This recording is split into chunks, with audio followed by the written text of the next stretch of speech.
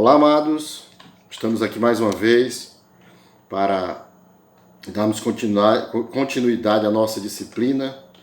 E eu quero começar essa noite lendo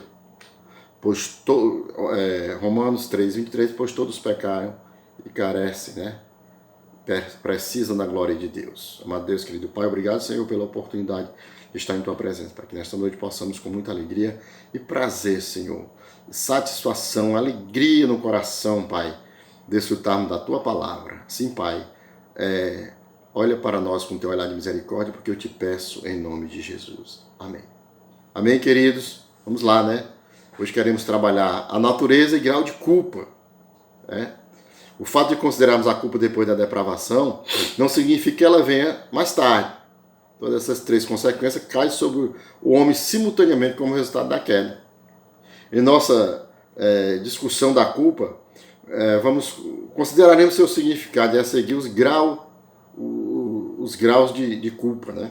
Tá certo? É o nosso objetivo. Eu estava até vendo hoje, irmãos, eu não vi completamente, mas como isso aconteceu, ainda falta eu me inteirar da situação, onde alguém disse que, uma referência lá ao Senhor Jesus Cristo, e essa criatura disse, bandido bom é bandido morto. Aí você, meu amado estudante da palavra de Deus, que está aí com a sua Bíblia do lado, seu caderno, suas anotações, e principalmente nessa doutrina que estamos trabalhando no momento.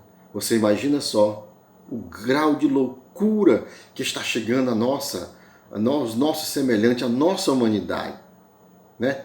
O grau de depravação, como Paulo escreve aos Romanos, né?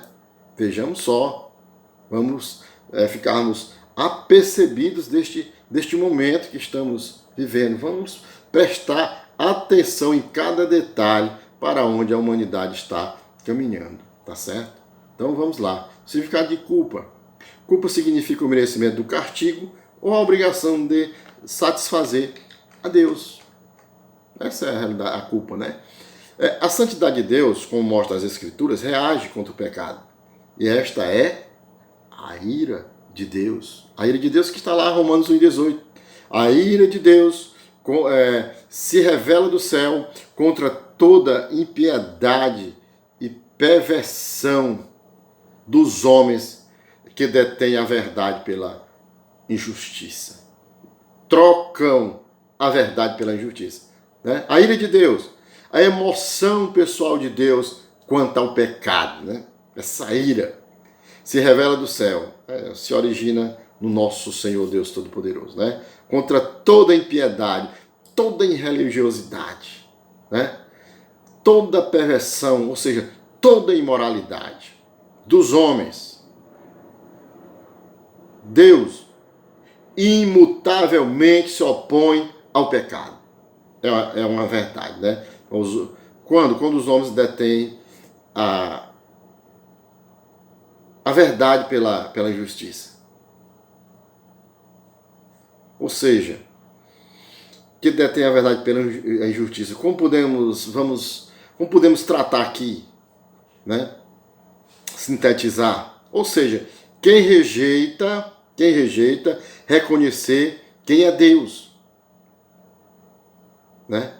E o que é Deus. Então, quem rejeita buscar este conhecimento está trocando a verdade pela injustiça, meu amado aluno, né? Culpa e transgressão, né? Mas só se incorre na culpa através de autoescolhida transgressão, ou por parte da humanidade em Adão, ou por parte da pessoa individualmente. Como diz Strong, somos culpados apenas daquele pecado que originamos ou em cuja origem tivemos parte. Em aula anterior, em encontros anteriores, nós consideramos o pecado como uma poluição, e como tal, sua dissemelhança ao caráter de Deus, né? Como culpa em seu antagonismo à santa vontade de Deus. Esses dois elementos estão sempre presentes na consciência do pecador, né? A poluição e a culpa. A culpa é também um resultado objetivo do pecado, pois cada pecado de qualquer natureza é uma ofensa contra Deus e sujeito à sua ira, não esqueçamos. Não deve ser confundido com a consciência subjetiva dele. É primariamente uma relação a Deus, né? E secundariamente uma relação à consciência, não é verdade? Vamos dizer que na consciência, na consciência, a condenação de Deus se revela parcial e profeticamente. Diz: pois se o nosso coração nos acusar, certamente Deus é maior que o nosso coração e conhece todas as coisas. Né? E conhece todas as coisas. Se o nosso coração nos acusar, nossa falta de dever e serviço nos acusa, né? E nosso coração nos condena. Sabemos quando erramos, sabemos quando falhamos, sabemos quando podemos fazer melhor e não fazemos, tá certo? Certamente Deus é maior que o nosso coração. Deus conhece o pior em nós. E de todos os modos Ele sente carinho por nós e nos quer. Foi um mistério termos sido alcançados, né? Por darmos ouvido a Ele, né? Desde o começo, né? Vamos dizer assim. Olhando para persistência e progresso no pecado, serão marcados por sensibilidade descrente de discernimentos e sentimentos morais, né? Então a persistência e progresso, aquele que vai progredindo a cada dia no pecado, os seus atos serão marcados por uma sensibilidade descrente, né? Falta de discernimento, falta de sentimento a respeito das coisas do Senhor nosso Deus, né? Os graus de culpa, os graus da culpa, né? As Escrituras reconhecem diferentes graus de culpa que resultam de diferentes tipos de pecado. Este princípio vamos dizer, é reconhecido no Velho Testamento na variedade dos sacrifícios exigidos para as diferentes transgressões sob a lei de Moisés, né? Está lá Levítico capítulo 4, 7, até o 7. Você vai perceber, né, aquela separação de sacrifício. E também é indicado pela variedade de julgamento no Novo Testamento. Vamos passar aqui para alguns, né? Lucas 12, 47. Aquele servo, porém, que conheceu a vontade de seu Senhor e não se aprontou nem fez segundo a sua vontade, será punido com muitos açoites. Aquele servo, alguém que anteriormente era salvo, né? Conheceu a vontade do seu Senhor, conheceu a vontade de Deus, será punido com mais açoites, graus de castigo, né? As pessoas que conheceram a Deus, mas se apartaram dele, sofrerão castigos mais severos na eternidade que aqueles que tiveram pouca oportunidade, se havia alguma, de conhecer a Deus. Aquele, porém, que não soube, não conhecia o caminho, a vontade de seu Senhor e fez corredinha de reprovação, levará poucos açoites, menos açoites que o seu próximo, que teve a oportunidade, né? Mas aquele a quem muito foi dado, muito lhe será exigido. E aquele a quem muito se confia, muitos lhe pedirão, muito mais lhe pedirão. Se Deus lhe confiou muito, mais Ele vai lhe pedir, pode ter certeza disso. Nestas escrituras, os católicos afirmam a doutrina do purgatório, mas o purgatório se diz que mas o purgatório se diz que é purgatório não punitivo, portanto, não se aplicam esses versículos a esta doutrina errônea, tá certo? Não se aplica. Vamos continuar mais um versículo aqui, João 19:11. Deixa eu procurar aqui, João 19:11. Respondeu Jesus: nenhuma autoridade teria sobre mim se de cima não te fosse dada. Por isso, quem me entregou a ti, maior pecado tem. O grau, vamos dizer, se de cima não te fosse dada, ou seja, o grau de controle exercido por Deus, independente da situação, tá certo? Aí o Senhor fala que tem mais pecado. E aqui nós damos conta de que há pecados que são piores do que os outros. Por isso sabemos que Deus considerava os judeus mais culpados que os romanos, né? Vamos, um outro texto, Romanos 2,6, que retribuirá cada um segundo o seu procedimento, né? Colhemos o que semeamos. Vamos mais à frente, vamos Hebreus capítulo 2, versículo 2. Porque se a mensagem transmitida por anjo provou a sua firmeza, referente à lei de Moisés, a qual tinha muitos anjos em assistência, né? Naquele princípio. Toda transgressão e desobediência recebeu a devida punição. Hebreus 2,2. O pecado se trata na cruz, ou de outro modo se trata no julgamento. Por isso cada pessoa tem uma escolha, ou a cruz ou o julgamento, né? Mas o pecado será tratado nesse, vamos dizer, nesses dois ambientes, ou no ambiente da cruz, ou no ambiente do julgamento diante do Senhor. Aí, se você continuar, Hebreus 2,3 vai dizer: como escaparemos se negligenciarmos tão grande salvação? Né? Como escaparemos se descuidarmos a cruz? Destruímos-nos. Essa é a realidade. Esta salvação primeiramente anunciada pelo Senhor, né? Pelo Senhor, anunciada por Cristo quando ele disse: arrependei-vos que o reino do céu está próximo. Mateus 4,17 vai dizer: daí por diante passou Jesus a pregar e a dizer: arrependei-vos porque está próximo o reino dos céus. Foi nos confirmada pelas que a ouviram, confirmado por curas, vamos lá, milagres, os quais os primeiros 12 experimentaram e também muitos outros presenciaram essa bondade do nosso Deus. Hebreus 10:28 é muito bom esse texto, que ele vai dizer assim: sem misericórdia morre pelo depoimento de 2 ou 3 testemunhas quem tiver rejeitado a lei de Moisés. Aí está lá, veja lá, Deuteronômio capítulo 17, versículo 2 ao 7, quando por meio de ti em alguma das tuas cidades que te dá o Senhor teu Deus, se achar algum homem ou mulher que proceda mal aos olhos do Senhor teu Deus, transgredindo a tua aliança. Aí vai falar que vá, sirva a outros deuses, a outros exércitos, né? Quando chega no céu, diz: por depoimento de 2 ou 3 testemunhas será morto. O que houver de morrer por depoimento de uma só testemunha não morrerá. Ou seja, a mão da testemunha será contra ele. Pense, vejamos. Por isso que ele começou dizendo: como escaparemos nós? Né? Como escaparemos nós? Por quê? Porque o testemunho é o céu que está servindo de testemunho da tua vida, da minha vida, da nossa caminhada, meu santo e minha santa.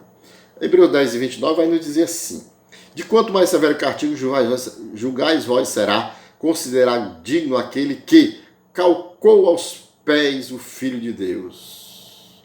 Expressa o propósito de castigo mais severo, né, irmãos? Calcou os pés do Filho de Deus e profanou o sangue da aliança com o qual foi santificado. A pessoa foi salva, aceitou o Senhor, mas que agora expressa a incredulidade para o que ao princípio lhe salvou. Vejamos só, irmãos, estejamos apercebidos. E ultrajou o Espírito da graça. E ultrajou o Espírito da graça quando se rejeita a cruz, quando se rejeita o sacrifício do Senhor Jesus Cristo, é um insulto ao Espírito Santo. É um insulto ao Espírito Santo. A igreja trata de pecados, a igreja católica, né? Ela trata de pecados mortais, né? E pecados veniais e mortais, né? Eles colocam lá. A igreja católica romana, ela ergueu uma distinção errônea entre pecados veniais e pecados mortais. Sendo que pecados veniais são aqueles que podem ser perdoados e mortais aqueles que são voluntários e deliberados e que envolvem a morte da alma. Em contraposição, podemos observar as verdadeiras diferenças em culpa conforme resultam das diferenças no pecado. Vamos uma classificação aqui de Strong, né? Pecado de natureza e transgressão pessoal. É o nosso item aí. Como pecado de natureza, nos referimos à culpa do pecado inato. Mas existe maior culpa quando permitimos que o pecado de natureza nos leve a cometer ato de transgressão pessoal.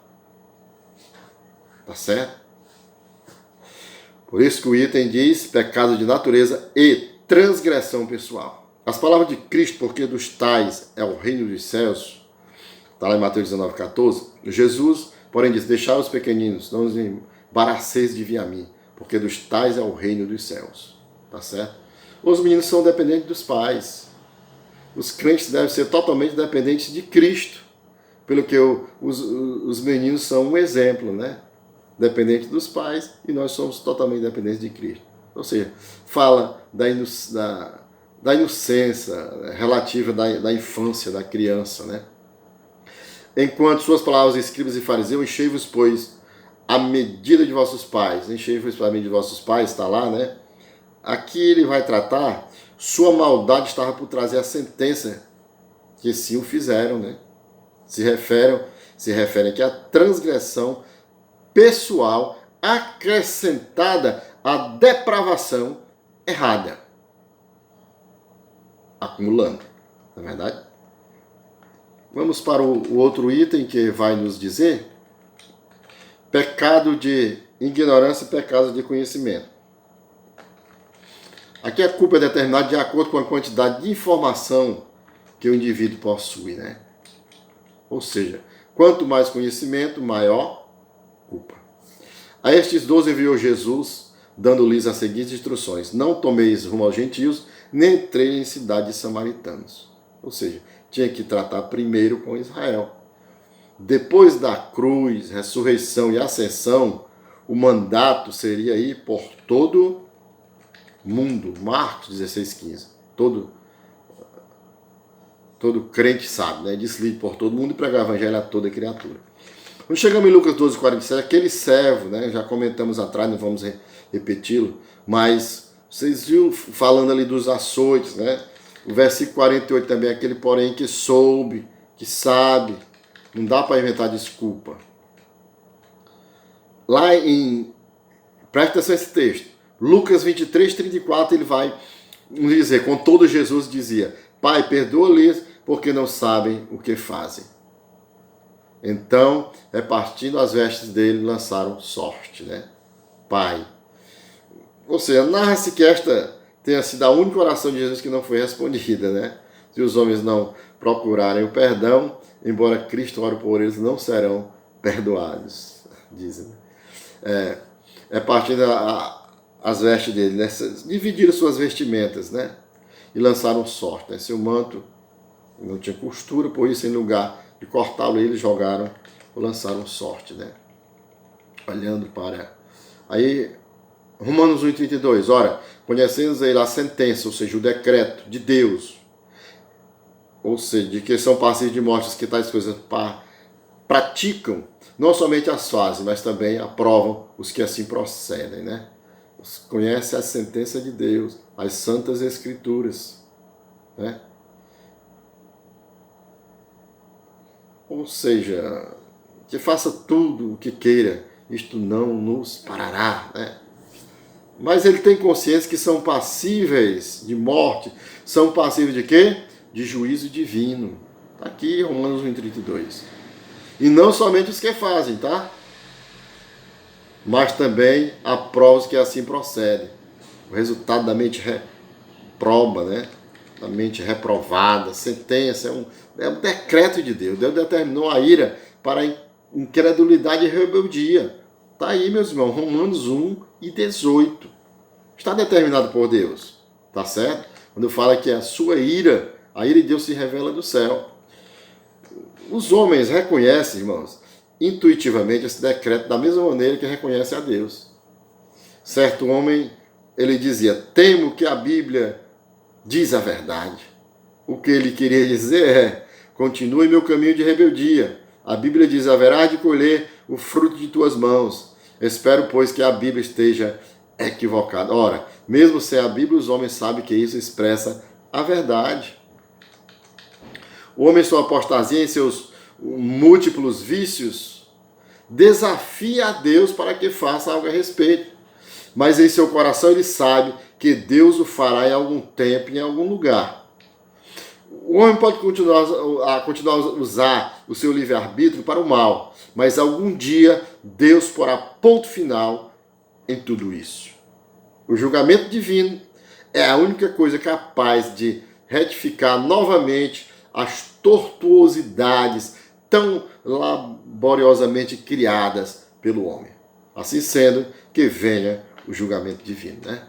Não somente fazem, mas também aprovam os que assim procedem. Aprovação social do pecado. Aprovação social do pecado, né? Ora, os homens aprovam os pecados alheios. O pecado é mutuamente, reciprocamente, vice-versa, aprovado. Um homem aplaudido pela multidão é capaz de pôr em prática um vício qualquer, né? Ora, foi incentivado, né? Foi incentivado. Os homens, meus irmãos, os homens apreciam praticar juntos os seus vícios. Com frequência, os mais horrendos pecados se tornam forma de entretenimento, brincadeira, lazer e passatempo. É uma insensatez alguém pecar sozinho de modo proposital. É loucura encorajar outros a fazerem. Nós podemos observar que em nossa época, até mesmo terrorismos, os homicídios e a violência em massa são erros aprovados por certas organizações. E esses erros são mesmos considerados ali como causa santa, né? A ira de Deus fará reverter todos esses juízos humanos pervertidos. Alguns homens caminham de cabeça para baixo no teto, mas chamam-no de soalho. São passíveis de morte. A única punição que pode estar em vista nesta palavra do apóstolo é a morte eterna. Não é verdade? Essa passagem não significa, entretanto, que os pagãos realmente soubessem que é a consequência de seus pecados, né? Assim, pois todos pecaram sem lei, também sem lei perecerão. E todos que com lei pecaram, mediante lei serão julgados. Tá certo? Todos que pecaram sem lei, também sem lei perecerão. O pecado desenfreado leva à perdição de um modo ou de outro. Mas os gentios não serão condenados por não cumprir um código de leis que não lhes eram acessíveis. Tá certo? Firma-se o princípio de que os homens são julgados segundo a luz que tiveram, não segundo a luz que não tiveram. Bruce, né? F.F. Bruce nos afirma assim desta maneira. 1 Timóteo 1,13 vai dizer assim: a mim, que no outro tempo era blasfemo, perseguidor e insolente, né? O que ele era antes de ser salvo. Mas ele vai dizer agora: mas obtive misericórdia, pois o fiz na ignorância, na incredulidade. Poderia ser, vamos traduzir assim, que foi mostrado a misericórdia, pois sendo ignorante, atuei em incredulidade, né? Era um incrédulo, né? Mas agora tinha se arrependido e era um santo, né? 1 Coríntios 15:9, porque eu sou o menor dos apóstolos, que mesmo não sou digno de ser chamado apóstolo, pois persegui a igreja de Deus. Porque eu viste qual foi o meu proceder outrora no judaísmo, como sobremaneira perseguia eu a igreja de Deus e a devastava. Na sua nação ele se avantajava, era conhecido. Ou seja, Paulo, aí é Gálatas 1:13-14. Paulo emprega a linguagem mais enfática acerca de sua conduta antes de sua conversão. Ele, vamos dizer, quer destacar a maravilha da escolha que fizera, né? Ou seja, escolheu Deus, né? Tinha sido no outro tempo blasfemo, não somente pessoalmente negar a Cristo, como também a forçar os outros a seguirem seu exemplo.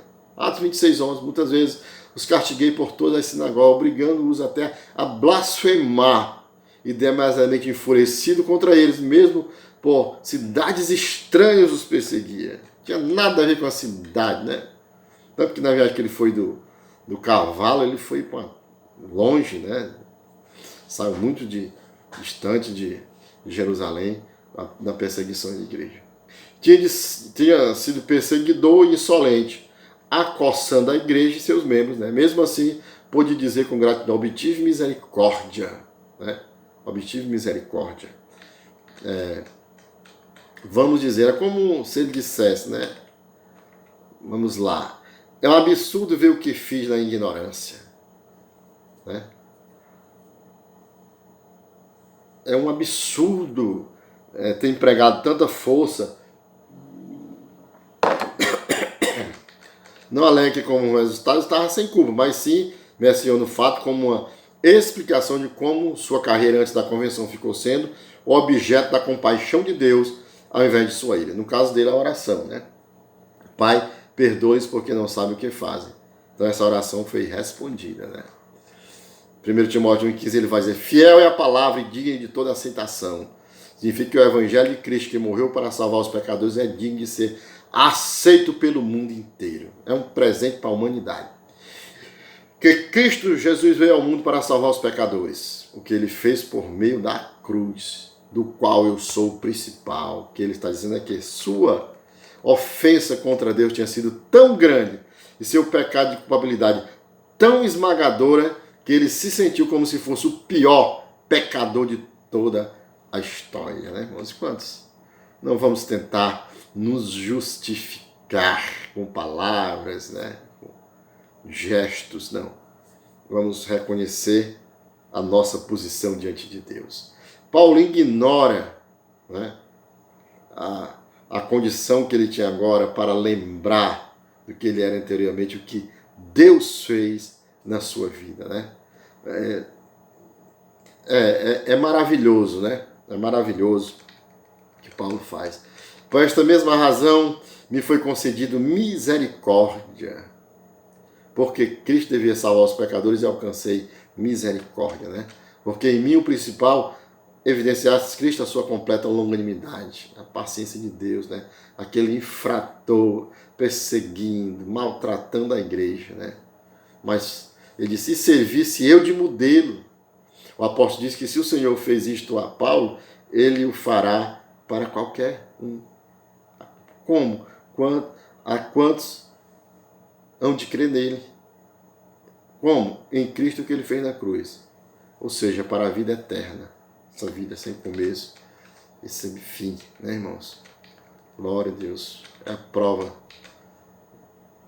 A prova definitiva que ninguém precisa desesperar-se da possibilidade da compaixão divina chegar a ele. Não se desespere, né? Não se desespere, mas procure. E a compaixão divina vai te alcançar, vai nos alcançar no nome de Jesus. Pecado de fraqueza e pecado de soberba. A quantidade de força e de vontade aqui envolvida indica o grau de culpa. O salmista orou para que fosse guardado dos pecados da soberba. Salmo 19:13. Também da soberba guarda o teu servo, que ele não me domine. Então serei irrepreensível e ficarei livre de grande transgressão. A grande rebelião que se refere neste versículo é de declarar que a palavra de Deus é insuficiente para os problemas vigentes. Precisamente por isso é onde está o erro da psicologia humanística, ao aceitar a declaração que diz que a palavra de Deus é insuficiente, né? Alguém já tenta mudar, tenta reformular, né? Alguns teólogos aí conhecidos em todo o Brasil, quando eles falam de uma atualização das Santas Escrituras, né?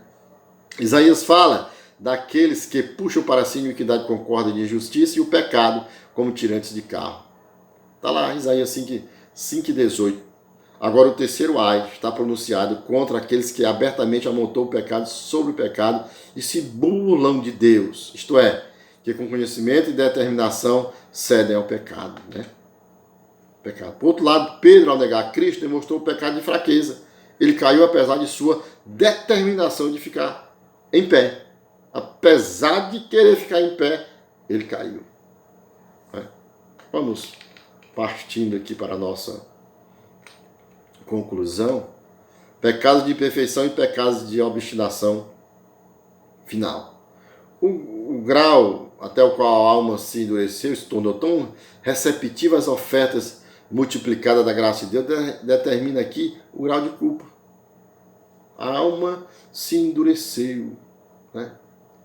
E passou a se fechar, passou a não demonstrar nenhuma receptividade para as ofertas multiplicadas da graça de Deus. Então aqui vai determinar.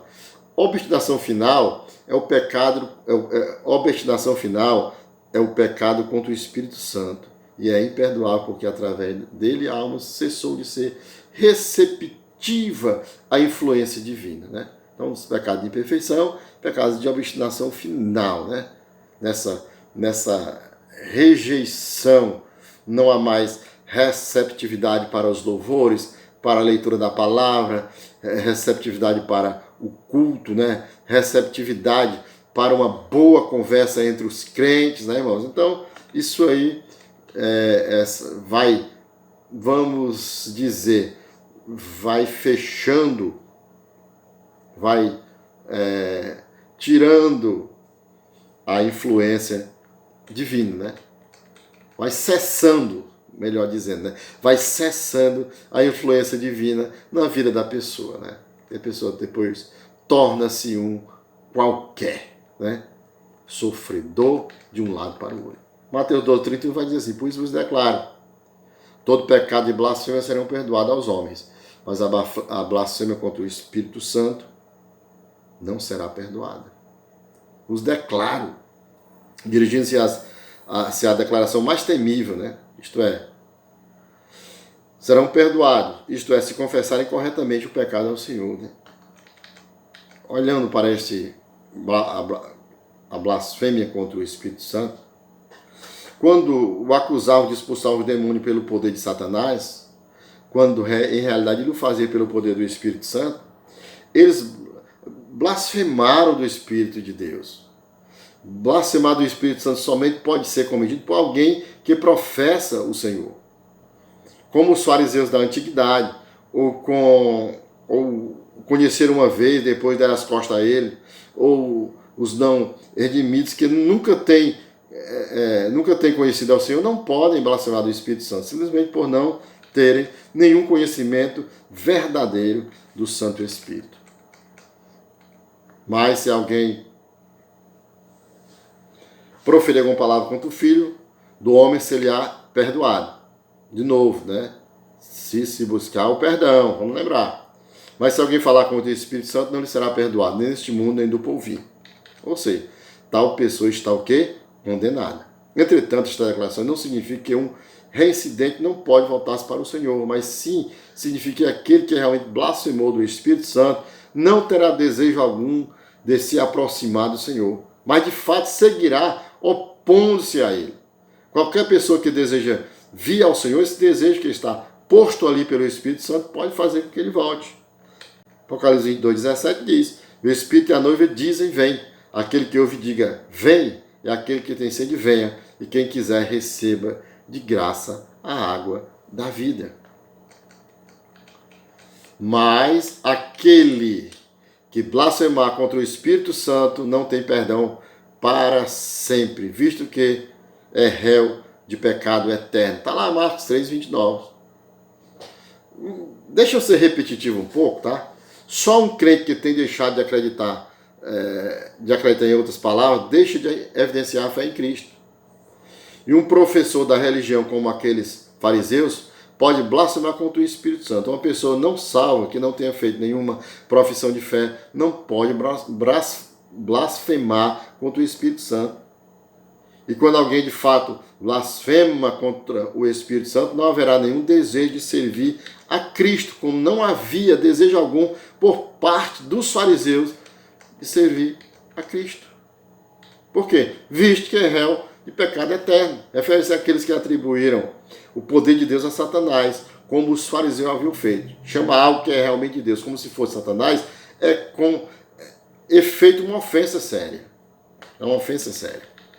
Se alguém vir seu irmão cometer pecado, não para a morte, pedirá e Deus lhe dará vida aos que não pecarem para a morte. Há pecado para a morte, por esse, não digo que ore, né?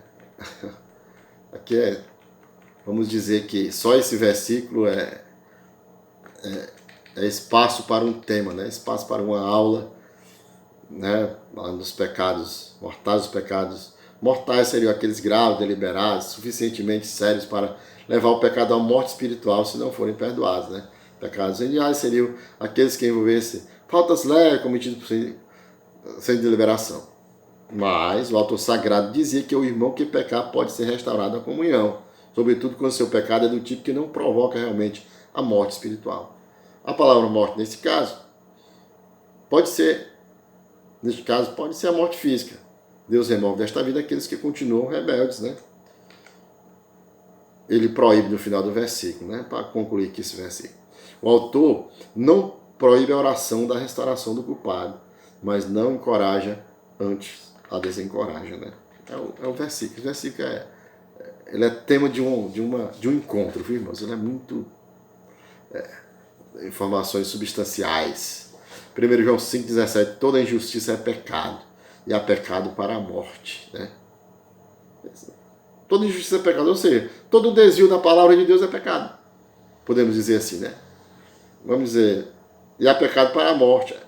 É falta de confiança na cruz devido à ignorância, não a incredulidade. Embora este pecado vai causar grande perturbação no indivíduo, não causará perca a sua alma, né? Porque aí vamos para cá, concluindo já a nossa aula de hoje. Vamos concluir com Hebreus 10 e 26. Se tivesse aqui, é interessante. E guarde no seu coração, tá? Hebreus 10 e 26 que diz assim: porque se alguém voluntariamente continuarmos no pecado, porque se voluntariamente continuarmos no pecado, depois de termos recebido o pleno conhecimento da verdade, já não resta sacrifício pelos pecados. Hebreus 10, 26. Né? Porque se voluntariamente continuarmos no pecado, o pecado voluntarioso, ou seja, é a transferência da fé em Cristo e Ele crucificado a outras coisas. Até já foi interessado no estudo das Escrituras a respeito do Senhor Jesus Cristo, mas agora começou a se interessar por outros assuntos, né? Outros temas, e deixou o tema mais importante em segundo plano. Ou deixou para lá, só para não dar certo, né? Depois de termos recebido o pleno conhecimento da verdade, né? O caminho bíblico de salvação e vitória, que é Jesus Cristo e Ele crucificado. 1 Coríntios 2,2 diz assim: porque decidi nada saber entre vós senão a Jesus Cristo e este crucificado. O estudo da carta aos Hebreus vai nos avisar, vai nos despertar, quando diz da seguinte maneira: já não resta sacrifício pelos pecados. Se a cruz de Cristo é rejeitada, não há nenhum outro sacrifício, nem caminho que será aceito por Deus. Glória a Deus. Nós somos totalmente carentes e dependentes do sacrifício de nosso Senhor e Salvador Jesus Cristo, feito lá na cruz do Calvário. Que Deus em Cristo nos abençoe, nos guarde, e eu espero você no nosso próximo encontro, tá? Que Deus te abençoe e te guarde. Amado Deus, querido Pai, obrigado, Senhor, pela oportunidade que tivemos nesta noite de falarmos da Tua palavra, Pai. Assim, Pai, seja conosco e guarde-nos em tudo, Senhor. Proteja-nos em tudo, Senhor. Que este encontro aqui ministrado, Senhor querido, possa alegrar os corações, Senhor. Possa instruir a Tua igreja para o caminho santo. Assim, Pai, abençoe-nos em tudo, Pai, porque eu te peço e te agradeço em nome de Jesus. Amém. Até o nosso próximo encontro e um forte abraço em nome do Senhor Jesus Cristo e a paz do Senhor.